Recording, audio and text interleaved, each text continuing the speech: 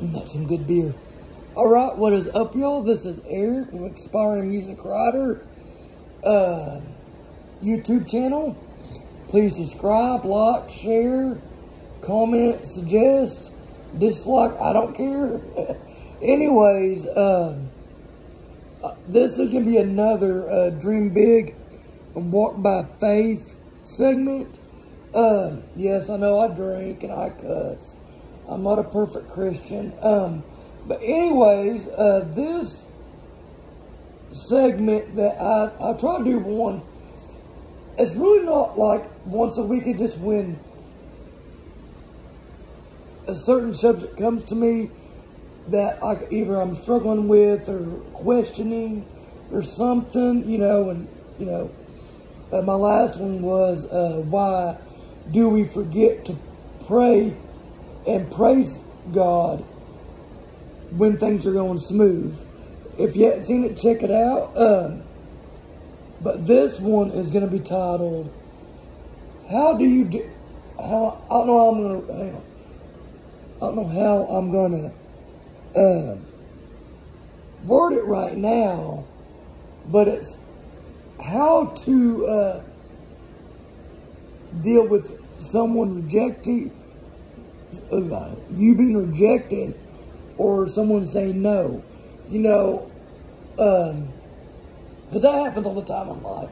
Now, you got big dreams and, say you want to be a nurse or something, and it just don't work out, Of course, you're mad and aggravated and angry, and, but my deal is, first thing is, and a lot of times I forget, go to God.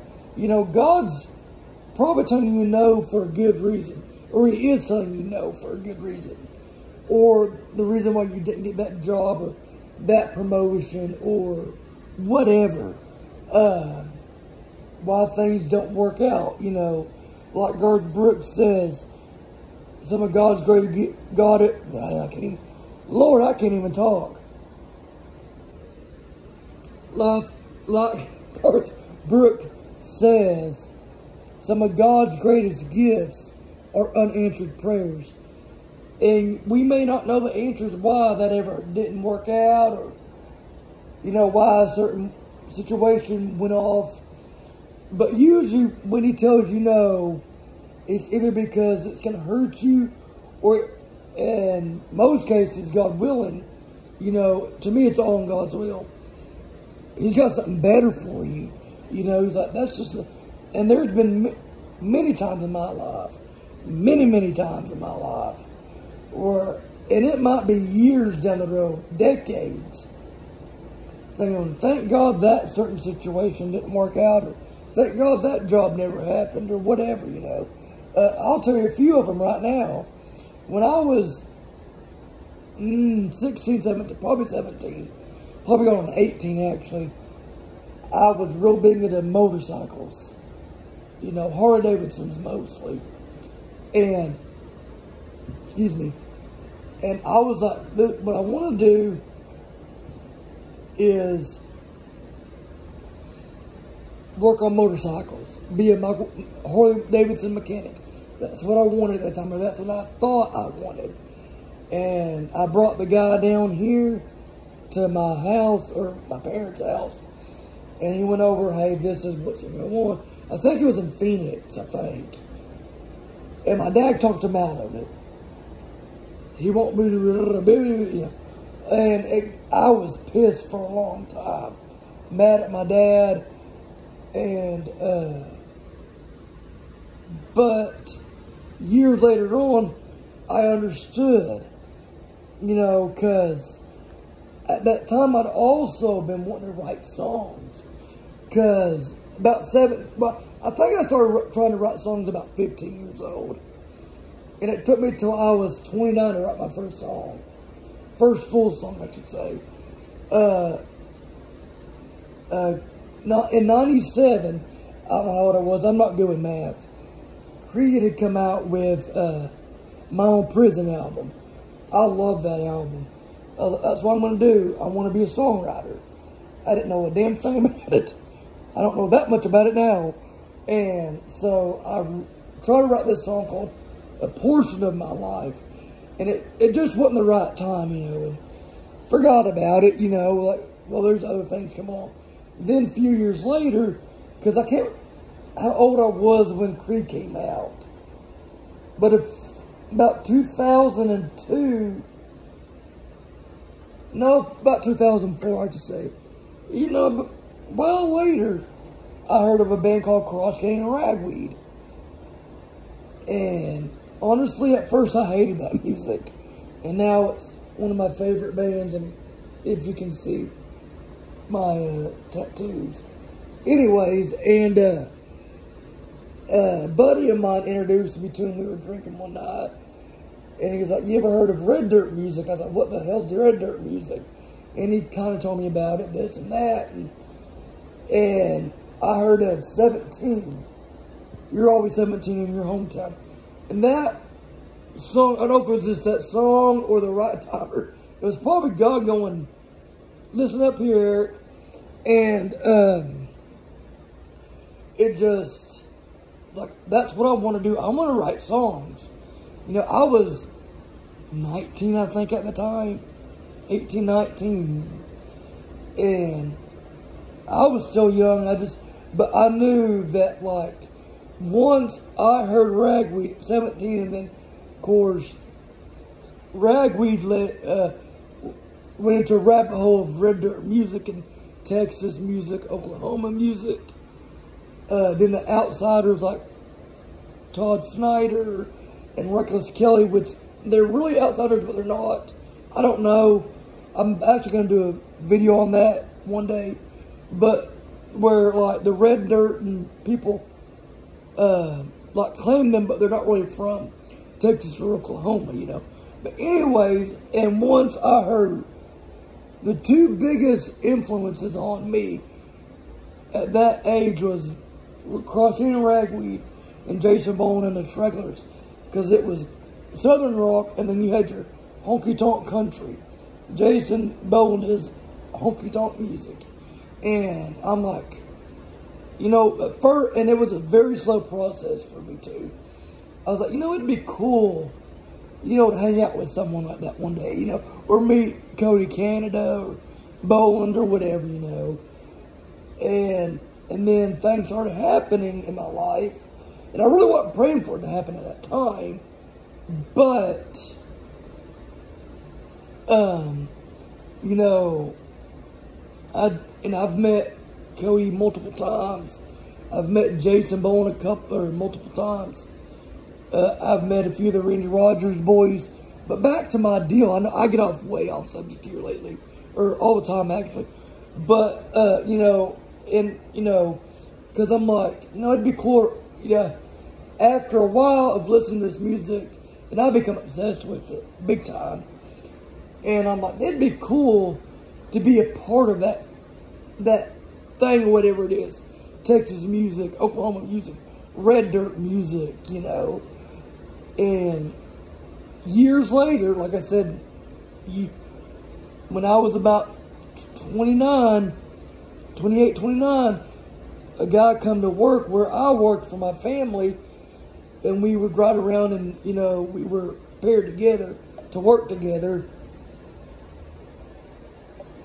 Of course, the only thing I talked about to him was music. He goes, "You ought to write songs." It's like, dude, can't. I've tried 3 or 4 times. Yeah, you can. No, I can't, you know. And I think I was like 28 at the time, 27. And so anyways, so make a long story short, because I don't want to go on forever. I wound up in a mental hospital. Well, I'll get into a little bit of it. I don't care. This is my channel. Anyways, and the first thing was, I know I was just tired of life. Not wanting to end my life, not that, but tired of the day ins and day outs of what I was doing. I hated my job. I hated where I lived. This and that. And then one day, by the grace of God, thank you, Jesus, I stumbled upon a video from Steve Harvey. And God knows how to get to me. If he wants me to pay attention, he's either got to do it through a comedian or a musician mainly, you know. And Steve Harvey was talking about the Jump video. That's what it was. It was called the Jump video. Look it up. It's really great. It was life changing to me. I didn't know it at the time, but it was. And he was talking about, you know, there's more than life, and if you're living a life you hate, then you're not living at all. And he goes, write your dreams down, write this down, pray about it, this and that. So I said, hey, Jesus, you know, and I've always been the type since I started doing religion on my, not on my own, but when I got as an adult and started really searching and stuff and questioning a lot of stuff. I was like, Jesus, I don't know what I want to do in life. I know I want to be in the music industry, and I would like to write a couple songs. You know, maybe be a songwriter. Well, next thing I know, about a couple days later, I was watching this deal on the crime channel or something. It's about a guy that went and killed a bunch of people. I don't remember what the show was about, but it didn't have to do with suicide. And but anyways, I wound up having suicidal thoughts, and I was like, oh, it was just that show I watched, and you know, and it just got worse and worse and worse. And I was like, well, you know, maybe I need to talk to Mom about it, my mom, because I'm real close to my mother. And she was like, well, it's just all in your head. We got to the point where I got scared that nothing ever happened, nothing even came close to happening. But I finally said, and I kept telling Mom, I need to go to the hospital. Something's not right. That's all I think about. And I wound up going to the emergency room, told them what was going on, and I wound up in a mental hospital. And a few days, what happened was, before that, too, I was getting really bad anxiety and worried about everything. I mean, everything. And so the doctor, my PCP, put me on, prescribed me Ambien. And I will never take that shit again either. And then it went into overdrive. And so I ended up going to the mental hospital. And one thing I hated about that was every day we had to tell why we were there. And I hated it at first. Then I got to the point, well, maybe this is going to help me in the long run, you know. And it got a lot easier talking about it. But the third or fourth night I was there, because I think it was like a 5 or 6 night stay, I went to one of the doctors and said, hey, I got a question. She goes, okay. I said, was I up running around and running last night? She was like, what in the world are you talking about, you know? I said, well, I vividly remember running around and y'all trying to stop me, which is normally not me because I don't do that. And, she's like, what kind of medicine are y'all on, or are you on? And I go over it, she goes, it's probably the Ambien, because that's one of the side effects and suicidal thoughts, is vivid dreams. And so they took me off that. Sure enough, next couple days, fine, went back to like nothing ever happened. But before I went to the mental hospital, I was prescribed Lexapro. And no one told me, my doctor didn't tell me, do not get off this medicine called Turkey or it's going to have really bad side effects. I didn't think nothing of it. I was like, well, I'm fine now. And Mom's like, well, you don't need that medicine anyways. So 3 or 4 days later, I get it off completely. And then it come back into double overdrive. And I remember I was like, something's not right. And it got to the point where I had 2 guns. I've always had guns in the house up until now. Then, I mean, and they were never loaded, and they were kept up above her. If anybody came in, you know, kids couldn't get to them. Anyways, and so I was so damn scared that something was going to happen that I took both them and I made sure they were unloaded. And put them up in the closet and then took a freezer and pushed it up against the door so it'd be hard for me to get in. So I was like, there's something totally wrong with me. And I kept missing work because that's all that was on my mind, you know. And my mom's like, no, you don't need to go. And I kept saying, I think I need to go back. Something's definitely wrong. You know, because it was just, like, before it was on my mind, I'd say probably about 60% of the time. And then it was just, bam, you know, all the time, 100% of the time. Well, the last thing I remember is I went to Walmart to buy some groceries. And I didn't even know how the hell I got there, what I was doing, or nothing. I just broke down and said, fuck it. If they get mad, people are going to get pissed. Went straight to the emergency room and told them, same thing's going on. Okay, what do you want to do? They said, you can either go home. I said, that's not happening. I said, I don't care if you have to strap me down, but I'm not going home. Because I was afraid something was going to happen. Obviously, didn't. Thank you, Jesus. And so anyways, so the doctor comes in, and he really didn't want me to go because he really thought it was in my head because he knew my family. I was like, no, I'm doing something. I said, I'm not going back home. I said, I haven't slept in 3 or 4 days. I mean, I was sleeping, but not getting rested, you know. And, of course, I was still, I think I was still, no, I wasn't taking the Ambien at that time. But it was just the side effects. I got off the Lexapro is what it was. And he goes, okay, well, I said, I want to go back exactly where he goes, well, I want to go back to where I was the last time. He goes, well, I don't know if I can promise you that one, but we will get you into one. Because I kind of convinced him, hey, something's going to happen pretty soon. So it was like 4 in the morning. No, it was like 6. They came and got me. And it wasn't an ambulance. It was, I don't know what it was called. It was paramedics and stuff. It was a lot cheaper than going up there in an ambulance. So I go up there, and of course, same stuff happened. A couple days later, I call the guy that I worked with. He goes, how you doing, man? I was like, oh, it's still bad, you know. I said, not as bad. I was like, well, here, you know, it's a little bit better, you know, because I knew I really couldn't do anything.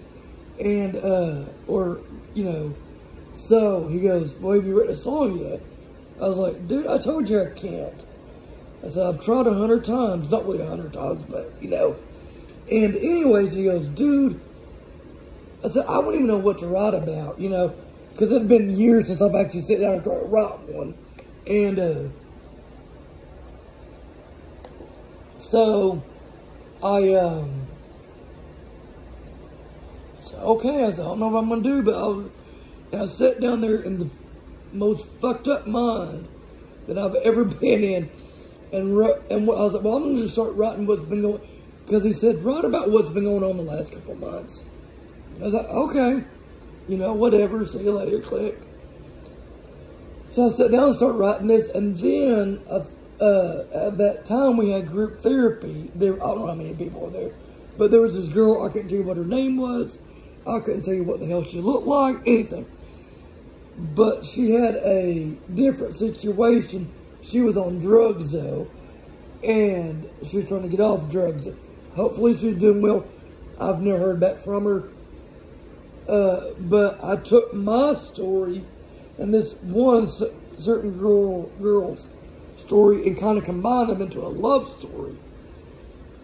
And of course, it's probably the worst piece of crap I ever wrote. But it got the engines going in my mind, going, well, maybe I can do this, you know. And I showed it to my buddy. He's like, dude, that's awesome, you know. Of course, it was the first completed song I ever wrote. And what was funny is, because I know nothing about any of this, I went back, and I went and wrote, like, the first verse, chorus, second verse, the chorus again, the same chorus, third verse, and an outro.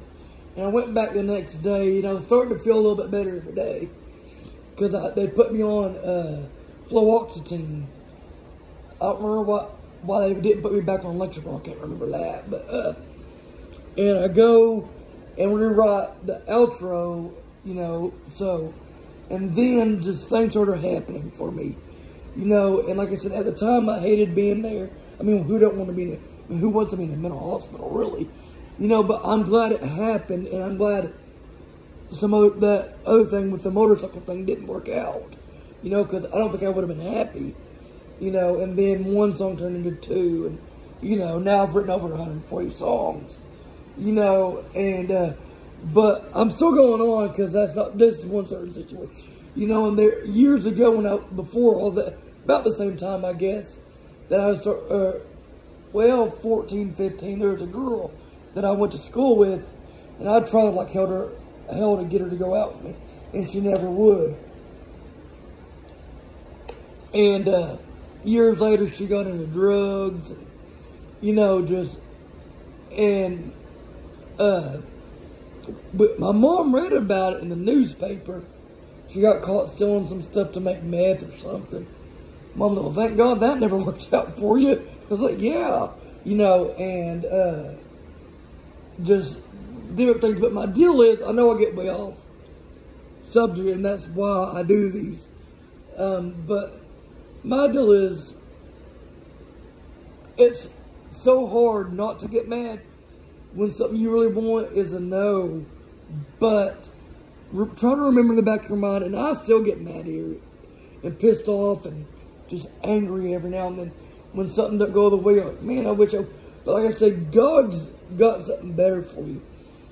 When he's telling you no, either it's not going to be good for you, or he's got something better planned.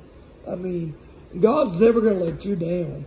You know, when people get mad, well, I should have had that job. And I'll tell you another deal, too. I used to work for my family, and, well, to be honest, I actually still do, but not in the office. But my people's mother, my grandpa, we call him Peepaw, started a business, telephone, landline business in the 30s, I think 39. And then we ended up getting dial-up internet and everything. And I worked there for years, and it just wasn't what I wanted. I thought I wanted it when I was a kid. I didn't plan on going to college. I didn't plan on doing anything else. So I'll just work at Magtown.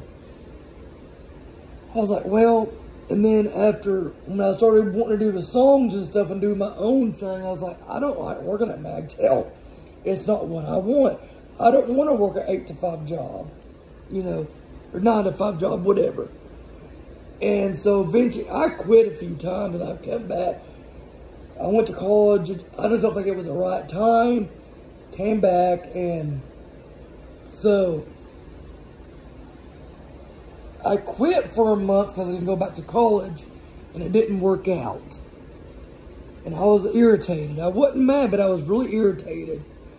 So I went back because I couldn't find another job, or because I was going to go back to college, and because I want to do criminal justice with a minor in psychology. And but I was telling a lot of people, I was like, I wish I could just, well, at the time I was writing a novel too. I still am. I'll get back to it. I need to start doing a routine. And I kept telling my grandma, I said, I wish I could just have no job and still be able to pay my bills, or a part-time job, and write whenever I want to. And then wound up, what happened was, I quit again for the last time, and, well, I didn't quit without getting another job. I kept looking for another job, and got a job at Walmart. And I was doing training over the computer, and And then I put out a bunch of applications, and I got accepted for another job, or job interview for another job that was closer to home. I was like, well, let's do that. It's closer to home. And it was at the Dollar Tree. And I was still writing songs, all this and that, doing comedy. I do comedy. And I worked there maybe 2 weeks. And all was hunky-dory until some girl came back. And I don't know what happened, but I guess you just didn't like me or the way I was or what. And I kept calling and said, hey. And it was the weirdest thing because they never gave me a schedule or nothing, you know. So I kept calling the last week, but after I worked there, I said, hey, when's my next time to work? I need to know. Because the only thing that I was worried about is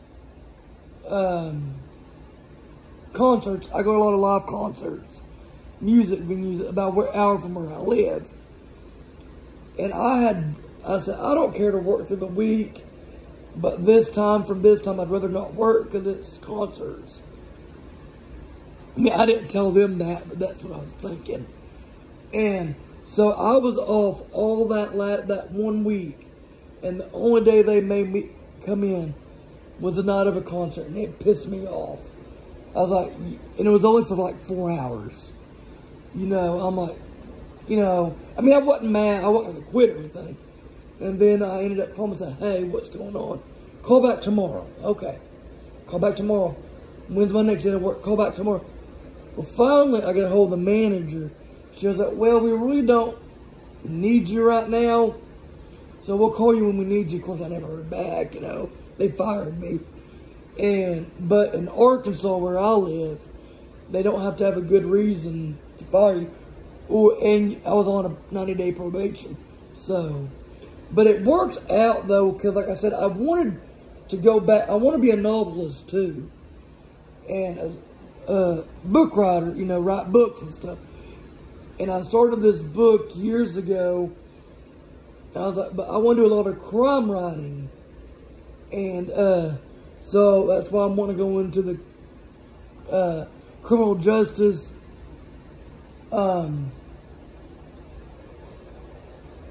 major with a psychology minor, criminal minds and stuff. But anyways, like I said, now it's working out great. I hope, maybe not, maybe God got something else for me. I'm hoping to go back to school because I don't have no job and I'm getting some help and stuff. And, you know, I hope to go back to college and get a good degree. So just in case, you know, because it takes a long time to get recognized as a songwriter or whatever, you know. It takes a long time. And so, you know, get a good job or a degree under me. Although I don't think you need a degree to be successful. But I just want one just in case to have something to fall back on. With me actually not having to work right now, it'd be great because I can study all the time now, you know. So, like I said, I think things are going to work out. I don't know, but like I said, when God tells you no, or, well, not God, but just, you know, you didn't get that job or you didn't get that car you wanted or something, you know, just remember, you know, I know you're going to get angry. It's human nature. Get mad, whatever. Know that God's got something better for you, or it just wasn't meant to be. It's actually a song I've been working on. But there's something else I can say before I got off here. I know I ramble a lot, but I hope people listen to what I say. I try to be a positive influence. Excuse me. And like I said, I'm not perfect. I drink beer. I cuss a little bit. Hiccups. But anyways, like I said, you don't have to have an education's not in the Bible. It's not. The only thing you need is to dream big and walk by faith. And that's why I named this segment this. You know, I got to get back to talking to God, praying. I go through spells of not talking to Him. Or talking to Him when I need Him. the most, and you don't think about it when everything's going good. So, anyways, but like I said, think about that, and try to remember, I know it's hard, that God's got something better for you when you say no. And if you are, I know I'm taking this from Steve Harvey, if you feel like there's no use in the job you've got, dream. Think of something you want to do and go for it and screw everybody else. That's one thing that drives me up the wall, is how we don't let people live or go for their dreams. Everybody's not meant to have a 9-to-5 job. I know I'm not. I can tell you that right now. Everybody is not meant to have a college degree. Some people are not meant to be doctors. There are certain things you have to have a degree in if you want to be a doctor, nurse, or a lawyer, or an accountant. But, just, like I said, pray often, believe, and everything else. And, like I said, pray to God, and pray often. And I will see y'all later.